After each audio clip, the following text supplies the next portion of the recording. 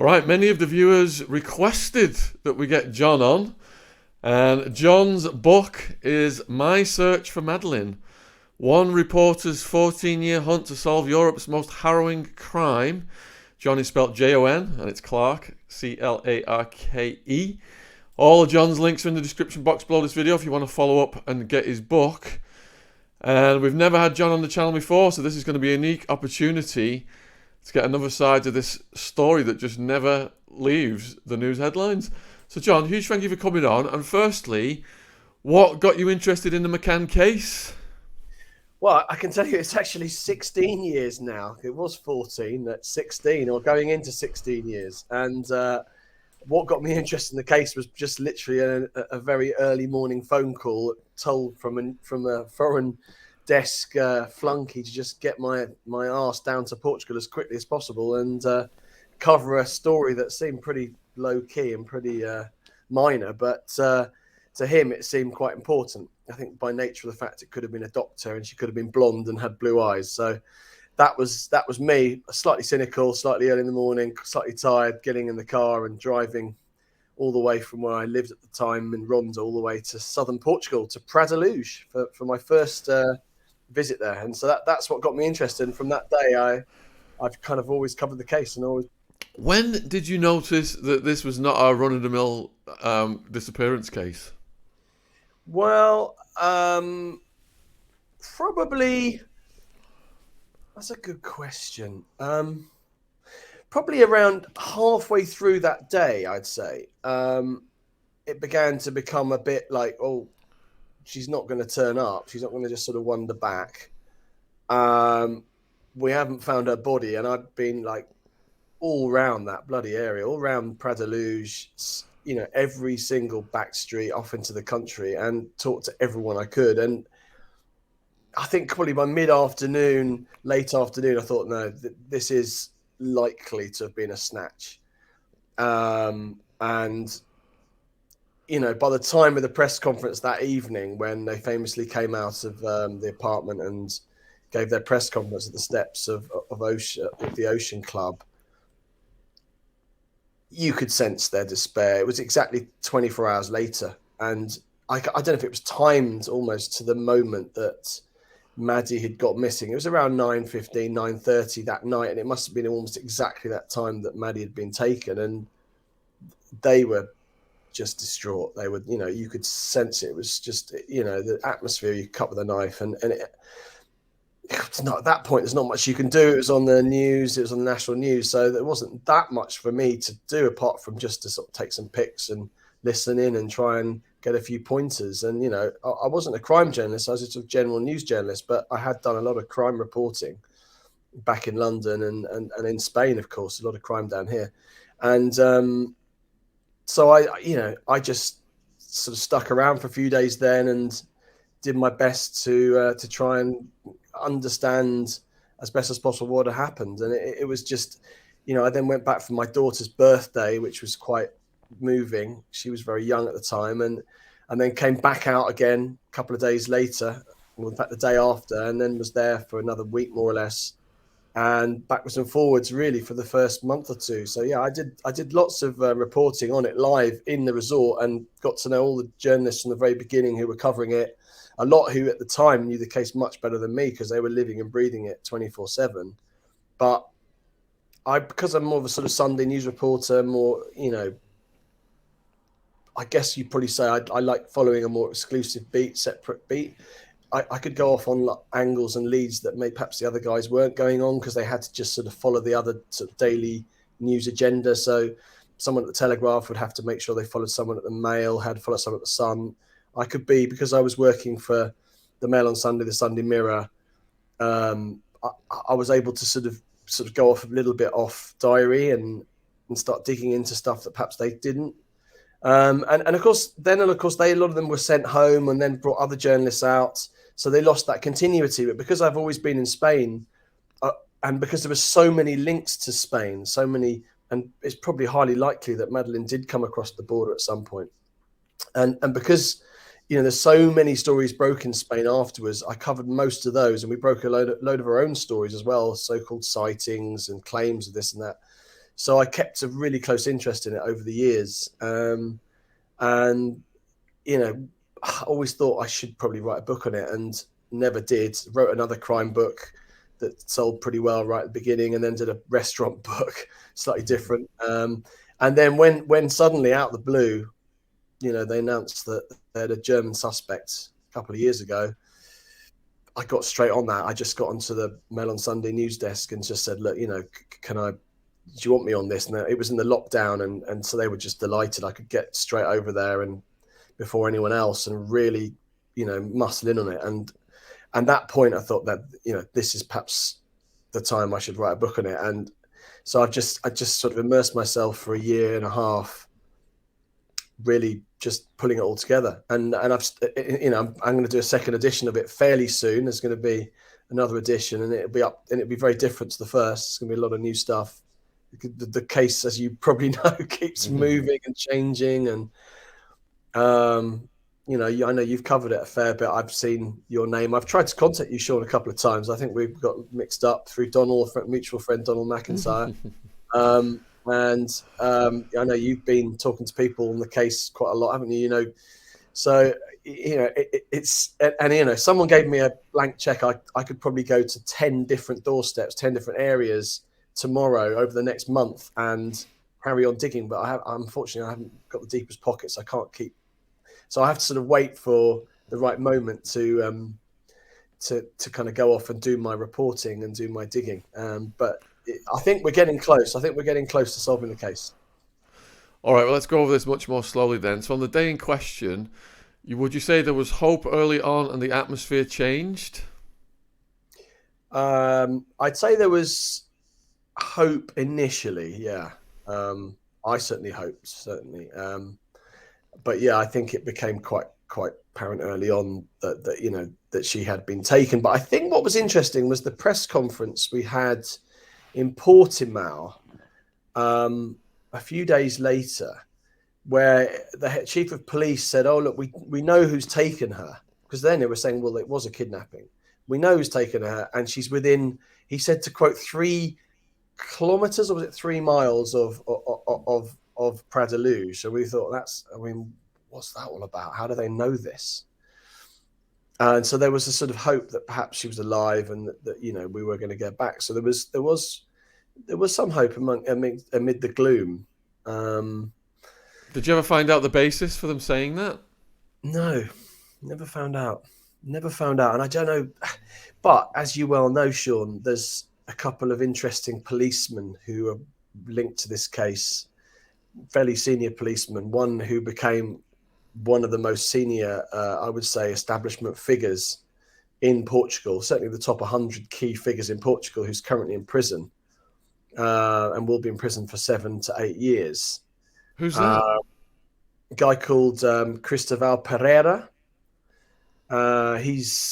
He was the deputy of Gonçalo Amaral in the Algarve, and he worked on other missing children's cases, and has spoken a lot about Madeleine McCann, has written a book on Madeleine McCann, and became the president of the Missing Persons Bureau in Portugal, the Missing Children's Bureau, no less, not even Missing Persons, Missing Children's Bureau in Portugal, then became the president of Sporting Lisbon, and then got accused then of corruption while at Sporting Lisbon, and then got found guilty of running a crime gang that kidnapped families and children in Lisbon and in Sintra, and is found guilty of running this gang, and is now in prison for it, thankfully. I know he was in charge of investigating these matters that he was committing. The police over there did, and I can tell you that what's particularly interesting is his connections to sort of the Knights Templar and Opus Dei and shady. Oh my goodness! Please tell us all about that. I'm getting goosebumps. Well, you can write it. There's a bit in my first book. There'll be a lot more in the second book, but I have to be very careful when I go across the border, because I don't want to get picked up as I go into Portugal. So I don't know if any of them are going to watch this podcast, but. You know, I think, am I right in saying you've been down to Orchiva even at one point? Have you been down to the Alpujarras in Granada, or do you talk to people, didn't you, on your show who were in the Alpujarras? So we've interviewed Mark Williams Thomas, who was out there quite fast. We've interviewed John Wedge, ex-London Met cop. We've interviewed David Icke. We've interviewed Sonia Poulton. So we've had a range of viewpoints, from abduction to some kind of abuse ring Yeah, to the the abuse rate parents. was interesting. That's I wanted to ask you about that. How do you see that as credible? Did you not find a woman who was based out of Auckland claimed she was trafficked at one point? Am I right in saying? Um, Talk to we've someone. had we've had every claim under the sun. People we've interviewed have claimed everything under the sun regarding McCann. The bottom line is, it's one of those things that nobody's ever going to know unless it is solved, as you said earlier. But that's what drives perpetual interest, isn't it? It's like, who killed Epstein, who killed JFK. These things, the public never lose interest in them because they've not been solved. I think we are 90% or 95% to solving it. I think when the German police say we are confident that we know what happened to Maddie and that she's dead, and that the family pretty much accept that now, that I think, as I understand it, that the evidence is there. It's not the best clear-cut evidence, but it's good evidence. And there's certain bits that I can't, unfortunately, tell you about because I'm sworn secrecy, that I do know about, that are so good that, unfortunately for Mr. Brueckner, he's not going to get off. He will go to court and he will be found guilty of at least, at the very least, abduction. Well, what was the role of Opus D in this? And can you explain what they are? Well, I mean, it's more Knights Templars and Opus Dei, which is a far kind of quite shady Catholic organisation linked to the Catholic Church.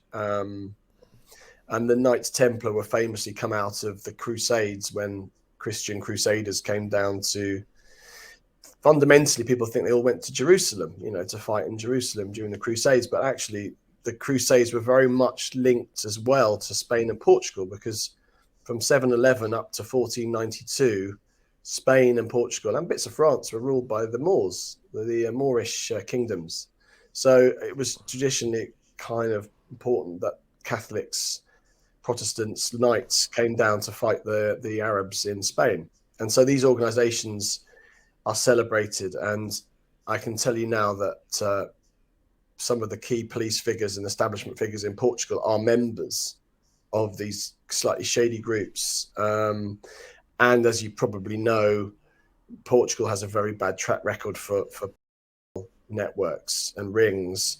And at the time of Maddie going missing, there was an extremely serious investigation that had been first seen the light of day 30 years earlier, then been pushed down, and it came up again 20 years earlier and been squashed again, and finally had been brought forward thanks to the amazing work of one of those abused, who became a lawyer, who was just so bloody minded and insisted it had to come out.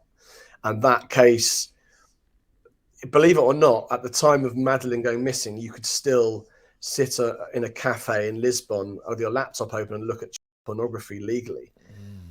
But in 2008 and 2009, finally came to court, and various senior establishment figures, well over 30, were found guilty, although only, I think, 12 or 13 went to prison.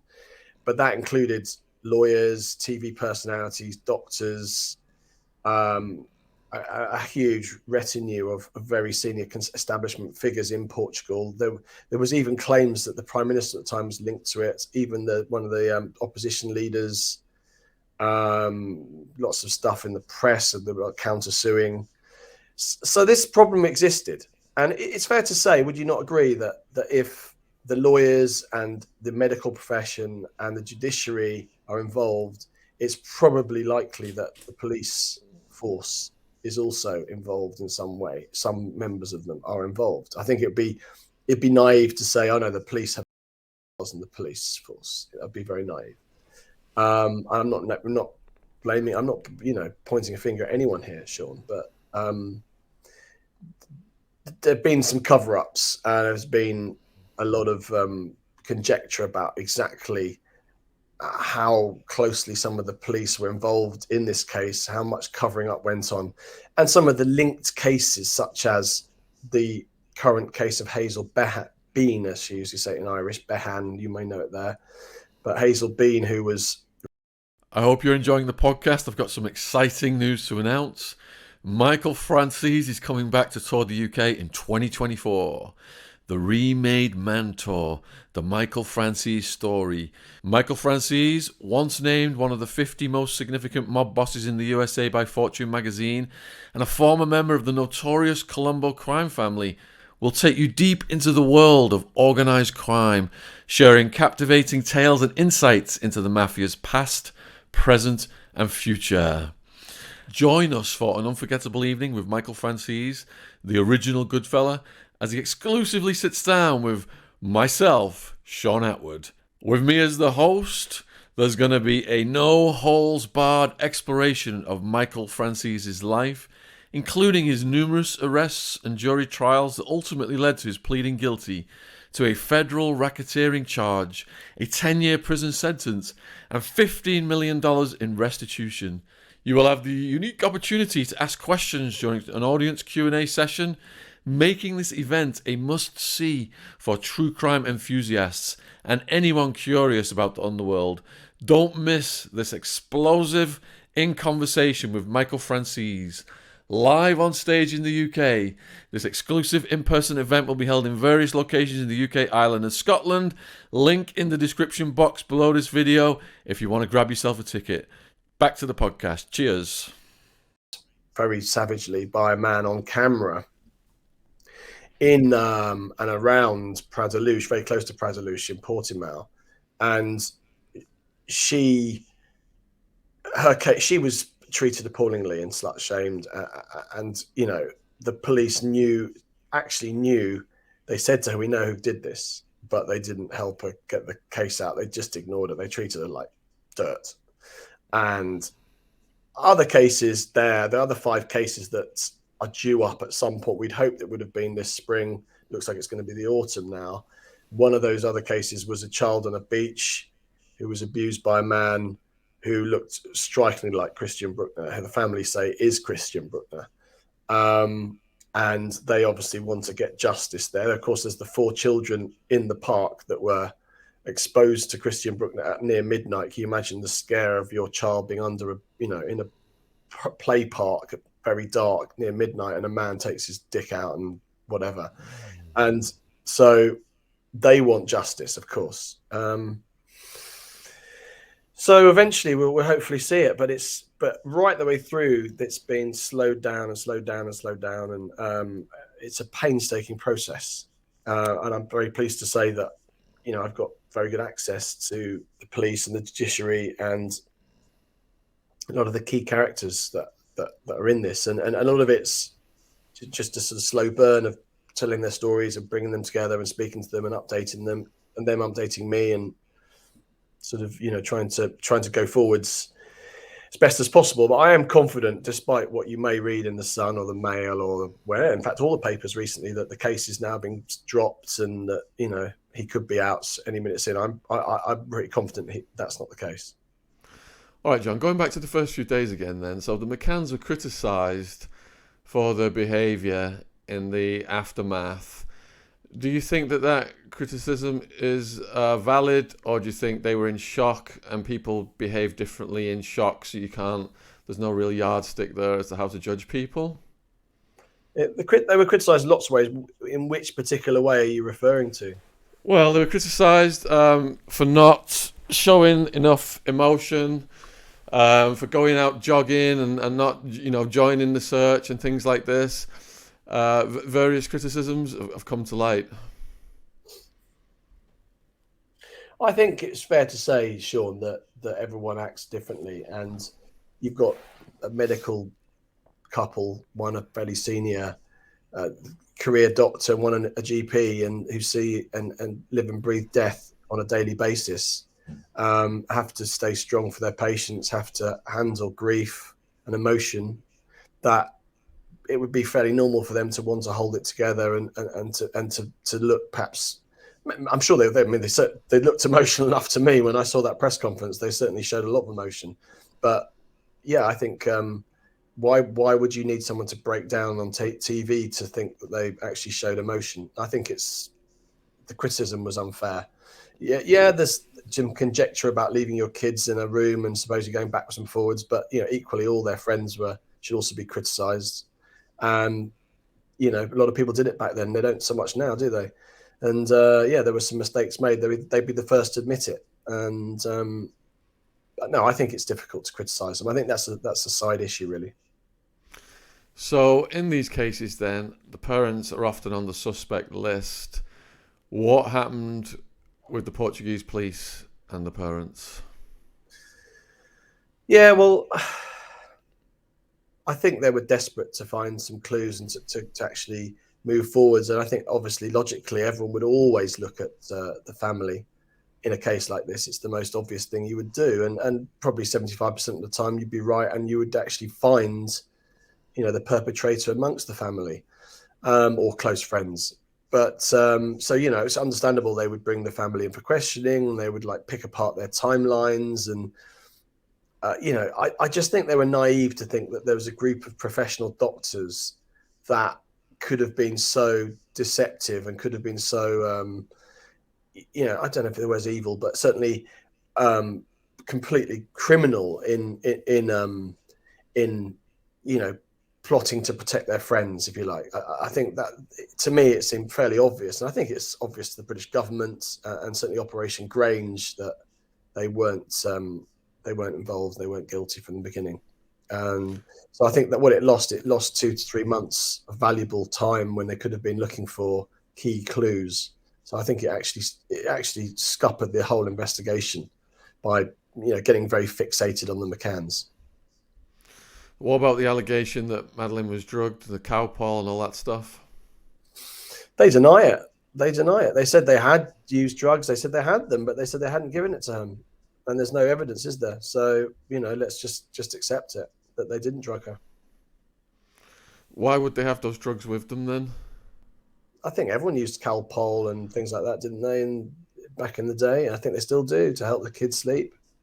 Especially if you're a doctor, I think it wouldn't be out of the norm to have certain sleeping drugs or pills. I think it's always a bit of interest in the fact that the two twins, now 18, aren't they?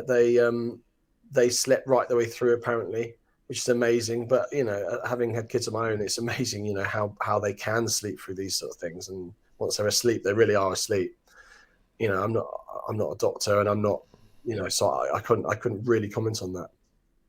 All right, so you took us through day one then. What happened on day two? Gosh, it's 15 years ago, 16 years ago, Sean.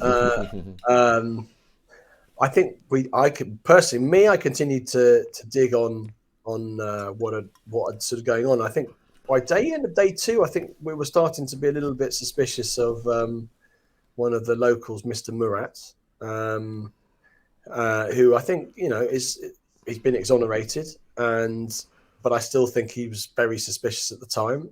What was the suspicion based on? I think based on his sudden, very deep interest in the case, and the fact that he was very closely linked to the police operation. He was translating a lot for the police. He was bringing a lot of local characters in. He showed a lot of enthusiasm and excitement for the case. Plus, he also coincidentally lived so close and had line of sight of the actual apartment. So I think it would be logical in the way that the police would look at the family. The journalists there would start looking at other people around them as well. So, if you like, that's our job, really, isn't it? As journalists, is to look at all the possibilities and eventualities, which is what I was doing.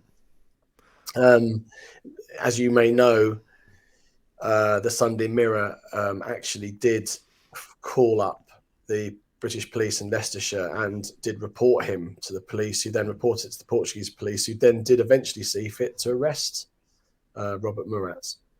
And actually, we didn't run the story first because it was on Sky News and the dailies first. But I think that's, if you like, I think that was fairly responsible reporting, because we were reporting on what we thought was a possibility or a good possibility. What else? I think we also pretty quickly discovered this huge number of a kind of unofficial list of suspects. Sorry, suspects is the wrong word. People who would be on a sex offenders list or a list of people who would be of interest, maybe a better way of putting it, in that area. Now, if you bear in mind it's a tiny village of 2,000 or 3,000 people, to have a list of up to 600 or 600 and a bit over of people of interest, it's quite staggering. That did, by the way, go to Lagos, which is a little bit further away and has a few more people, but it was a very large, long list of people that supposedly, as you know, had Christian Brueckner on it. Supposedly he was visited, but I doubt that happened very much.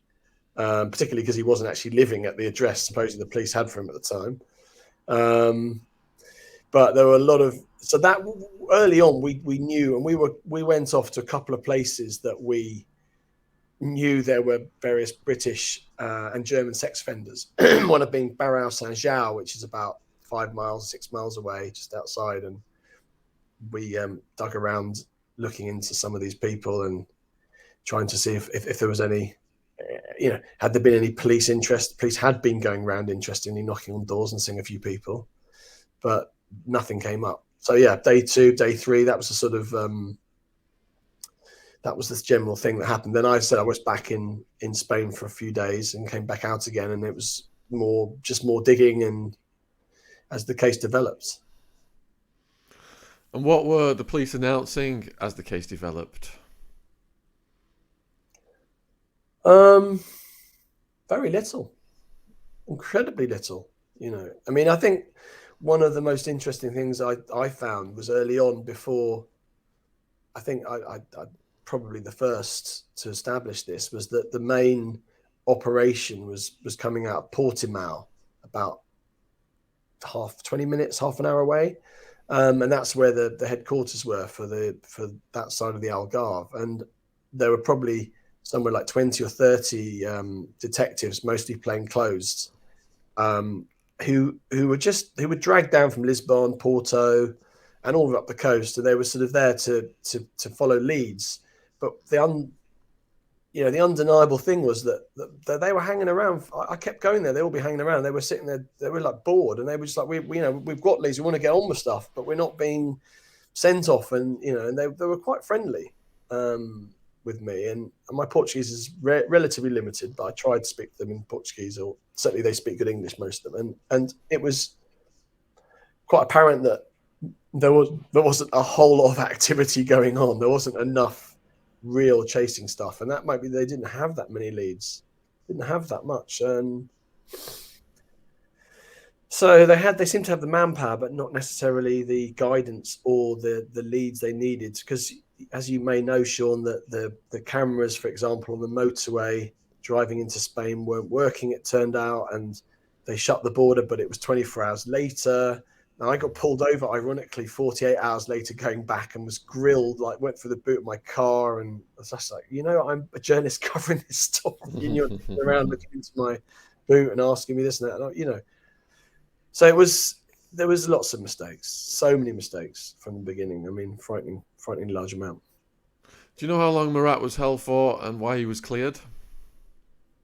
It was made an arguido. I don't think he was held for that long. I'm going to say, I think they kept him up very late at night before they questioned him. They made it really uncomfortable for him. And he was cleared. This is quite good. It's quite interesting. I don't even want to really guess. I'm not sure when he was cleared. I'd say in the first few months, fairly early on. Who was the next person to be questioned? The McCanns were after that. Well, actually, they questioned his Russian friend, Sergei Malinka, and they questioned his Murat's girlfriend, Michaela, and they were friends. They went to they were both Jehovah's, and weirdly, they'd actually chatted on the night 3 times, various phone calls between the 3 of them, but they didn't remember the phone calls, which was very odd. which I always think is very suspicious, but to this day hasn't been explained really properly. Around, not long after Madeleine went missing. I'm not interested in pointing the finger at any of them now, but there's certainly still some as you'll find in the book, some kind of questions that haven't been answered on those specific people. So you said the McCanns are questioned next, and did they cooperate fully with the police? I think they did initially. Yeah, I think so. Yeah, I'm pretty sure they did. But there were lots of there were claims that they refused to do an ID parade or go out and do a reconstruction. So I think there were things that the Portuguese would say they didn't do and they didn't help with. I think it was in their interest to help and be as honest as possible. I don't think they had any intention of trying to cover anything up. And did they have high-level connections with the British government for the British government to get so involved? No, I don't think so. They had a friend who was a journalist, fairly senior. They were able to get calls in to some of the big media networks, and it was fairly clear their story was going to be huge. So I think it was only fair that the British embassy got involved quickly and came down and gave them some moral support, and also, as you can understand, needed some media backing as well, because there was I think it's hard to. I think you'd struggle. You'd be hard pressed to find, Sean, a case. At least I can't remember there are many cases. Certainly Diana, but I can't think of many cases going back now where you not only had every single tabloid newspaper, but you had every single broadsheet newspaper, and you had every single TV network, radio stations from the UK, that is, but also from Spain, from Portugal, from America, from France, from Germany. So it's unusual to have something that goes right across the board, from the red tops right the way through to the broadsheets. When you find there's someone from the Telegraph who was an employee of mine for a couple of years, Fiona, was the Telegraph's correspondent for the Spain and Portugal. When you discover that she spent nearly 3 months living in Pradeluche through that case, you realise quite how important that case was, how big that case was, and still is. The fact that the Telegraph, which you would think probably they would find other really important stories to cover in Spain and Portugal, was actually based out of Pradeluche. Yes, she did. Interestingly, she did go off. She was sent off to Barcelona for a few things. She went off to Ibiza for a couple of stories, went to Mallorca, but she had to fundamentally come back and base herself in Pradeluche for the duration until eventually, I think when the McCanns went back to the UK, that was the point that a lot of the papers pulled out. Although, as you probably know, the Sun and the Mail and the Mirror stayed for nearly a year. I can give you quite a good idea of what happened, but the truth is that the best people to talk to really would be those 3 or 4 journalists who were there for the first year, who know the ins and outs of the case better than I do. I've interviewed quite a lot for my book, which has helped me pull together, as best as I can, a chronology of what happened in the early days. But I think if you wanted to use my strengths, is what's happened for the last few years, because that's where I've really, lived and breathed it and immersed myself in the case. So, Mark Williams Thomas, you've probably spoken to, who's now thinks that Christian Brueckner's innocent. He was there at the beginning and he studied it at depth. He's a policeman. So, the ins and outs of the evidence, talk to him about it for sure. But I'm not I'll fully admit I'm not the best person on the minutiae of the first year. I did certainly cover it a lot, but maybe slightly on the periphery. I can't imagine what it must have been like. All those journalists congregated in an area that's thinly populated. You just every day just waiting for something to break. Was that the atmosphere? Absolutely horrible, Sean. Some people love it, but I can tell you it's horrible. There is, well, I think it was whatever night, must have been the third or second night. It was a Saturday night. There must have been 50 journalists from the UK in a hotel bar. I probably, no exaggeration to say that on one table that I was sitting on with about 5 or 6 of them, there were 14 or 15 full pints of beer. And I mean, talking full pints, because everyone was getting rounds in. Oh, it's my round. Oh, I'll get 8 beers. Oh, it's my round. I'll get 8 beers. And, people like me can drink a pint in half an hour. But, some of these guys were like, I mean, it was just beyond belief how much alcohol there was. It was like a kind of holiday atmosphere. Everyone was away. And that continued into the early hours. We went back to someone's villa. Things happened that you just shouldn't happen abroad. And I know that the word got back to the news desks, and there was some serious ramifications. People were ticked off. Some were dragged back to England. It was a complete bun fight, as we call it, in Fleet Street. And as you said, there's a lot of paranoia about getting the leads. There's also a lot of camaraderie, people helping each other to a certain extent, but there's also a lot of people wanting to kind of work on their own stories and get on with their own stories. It is remarkable. A press pack of that size, rarely will you see nowadays, and certainly not. Can you imagine the investment that the papers would have had to spend on covering that for 2-3 months? You're talking, I'm going to estimate that Telegraph will have spent on Fiona being there nothing short of about 20 or 30,000 euros, renting apartments, going around, food, drink, traveling there to other places. So, yeah. Did they have help? They did have help, yeah. Were they well connected? I don't know. They're reasonably well connected. They're sort of establishment doctors, aren't they? He's a good doctor. He's got a good reputation. They probably had help that, unfortunately, the average working class person may not have had. I don't think the McCanns disguised that. I think they feel they were lucky to have that help. But it backfired in other ways. I think bringing the media storm actually inadvertently may have sealed her daughter's death. So it works two ways. And I think they deserved the help once it got that big. They needed the help, and I don't begrudge them of it, certainly. And I think that a story like this is obviously way out of proportion with other missing children globally. But as they've always said, and they continue to say, and they pointed out in the book to me, that this brings attention to other missing children and other networks globally. And if it insists, if it puts it that bit harder, and it brings that bit more attention onto these kind of people, then it's not a bad thing. So during your early stints then, how long were you there for exactly? As I said, first few days, I think I was there for the first 3 days, then back here in Spain, then back down there for 3 or 4 days, then back in Spain for a week, then went back out again. I'd say I went out 3 or 4 times in the first month, and then I may have gone back again, let's say month 2 for 3 or 4 days or a week. I can't really remember. Is it important? Were there any other big breaks after Murat? Certainly did a lot on the Russian guy, Sergei Malinko. It was very interesting. What was his role? He was just a Russian expat based down there and friends with Murat, as you say, who was made an arguido or a suspect. I think there's questions about his access to homes. They were setting up a state agency. He's an IT guy, knew a lot about computers. So when police raided his place, supposedly various computers that he were looking after got wiped.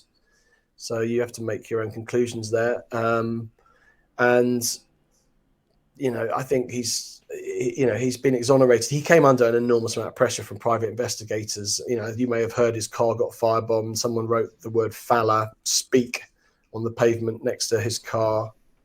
He supposedly did. He's written a book, I think. I'm not sure. I've had a little look at it. It's nothing really that interesting in it. But he's had a kid now and a wife, so he's getting on with his life. I hope he's all right. It's possible to say. Again, I can only refer you to what I did in my book, and really bring this back to who I think is the main suspect here and continues to be the main suspect, and who I think was involved, and that's Christian Brueckner. So when you left the location then, were you watching it from a distance over the years? Of course, yeah, very much so. Of course, yeah. Anything that broke on Maddie, I was watching. And as I said, quite a few times would be asked to go down to look into something. Or, in fact, we got quite a few leads ourselves. I'd actually set up a newspaper called the Olive Press then, and it's still going today. And so we cover the Iberian Peninsula. So we got a lot of leads and calls. We spoke to quite a lot of people on the ground in Portugal, and so I quite often went over to Portugal and other stories as well as the Madeleine case. And that meant, you know, I kind of kept close contact with what was happening there. But yeah, I'm very interested. So I guess you could say I was fascinated with the case and everything that happened. You know, anything that happened in the case, I would, you know, be really interested in, particularly primarily looking for a Spanish angle. So if there was no Spanish angle, is sort of marginal for our readers. I tried to make sure that our readers had things that were relevant to Spain or Andalusia in particular, which is where we're based. And what were the most interesting leads? Well, we had various sightings around Nerja, west of Malaga, were very interesting. That kept sort of popping up. There was an interesting one of supposedly a businessman on a plane in Ibiza, which we had a good look at. And then there was a fascinating lead from an Angolan basketball player who had moved to Huelva and claimed that he had to live in Huelva, which is across the Portuguese border, on the way to Sevilla, the nearest part of Spain to Portugal. He claimed that he'd worked for he worked in nightclubs, and he worked for people who ran nightclubs in and around Faro and along the Algarve, and that he knew the people who ran these clubs were people who kidnapped children and sexually abused children. And he claimed that Maddie was one of the children who'd been snatched to order, and she'd been basically taken by this gang. And he then weirdly said he thought she ended up in America, which was a really odd line. But what was really interesting about this guy was that he wasn't looking for publicity, really. He'd actually, what is most interesting was that he'd gone he hired a lawyer, and he'd gone to the local police in Huelva to investigate it. And of course, typically the national police in Huelva decided straight away, oh no, they sent all the information over to the police in Portugal. And I think that immediately got squashed and they just lost interest. So then we put him in touch with Operation Grange and the McCanns. And then at the time they were very interested in what he had to say, and they actually came down and spoke to him. The weird thing is he's vanished off the face of the earth, and it's just really strange. Like the 6'6" Angolan basketball player can just vanish off the face of the earth. It's just really strange. It's one of those horrible things. I just my mind, I really fear for the guy, actually, if I'm being honest. He knew these people, and he claimed at the time that one of his own family members had been snatched by this gang. So Sean, that really fascinated me. I mean, I did that story for us, and it then ended up in the front page of the Sun. Such was the interest of the Madeleine case at the time. But you look back and you think, God, does this guy really? He actually gave me the names of these people. And again, we ran it up the flagpole, and I haven't put them in my book for legal reasons. But what he's saying is entirely credible, and entirely believable when you bear in mind the sort of investigations that Operation Grange and the BK in Germany have been doing over the last few years. Yeah, and that was the path that David Icke took me down as well. So you said there were various sightings. How often were the sightings getting reported to you, and how did you discern whether they were credible or not? Jesus, yeah, there were lots. There were lots of them. I mean, initially, just everything you looked into. I mean, there was one amazing one where a campsite had some German visitors in a combi van, and they'd arrived at a campsite in Micas, and they checked in, and they'd booked previously for 2 adults and 2 children. They turned up with a third child who was Maddie's age, that looked tired and, looked groggy. And it was the day or 2 days after, she'd gone missing. So you can imagine, we were like, we solved the case here. And we got down to the campsite, and then they got in the visitors book, and there wasn't a third child's name in there. And, then we traced this family back to Germany, and we actually got one of the German newspapers to go. I probably should have got myself. I wish I had, but actually it didn't make any difference in the end, because the German newspaper went for us knocked on the door and discovered that yes, they had been there, and they did actually have a third child, but for some reason there'd been a translation error and they hadn't put it in, and there was the third child. And yes, she was about the same age as Madeleine, and she did look fairly similar. It's one of those, and it took us 2 weeks perhaps to really dig into that. But that's one of those things, those rabbit holes that you go down to, and one of these cases are when you're doing a crime book, right? Yeah, and with the sightings, were people reporting the unique colour on the eye? No, not. They weren't. The Columbona. Yeah. No, they weren't. No. But that girl in America recently supposedly had one, didn't she? It was an unusual. Yeah, she did. Yeah, we did quite a bit on her as well recently. I bet you Yeah. did. What Yeah, what that was a massive thing, wasn't it? when she first announced that, what did you think? I didn't believe it. Although I would say within 5 minutes, didn't believe it. And I went through my sources with Madeleine, family, and it was straight away they just said, look, it's not her. And but so we had to go up the flagpole a bit, but so I did the bare modicum of checks, and it was just clear it wasn't her. And we didn't even write anything, didn't run a single word about it, just because what's the point? I'm trying not to kind of do anything that's just sensational for the sake of it.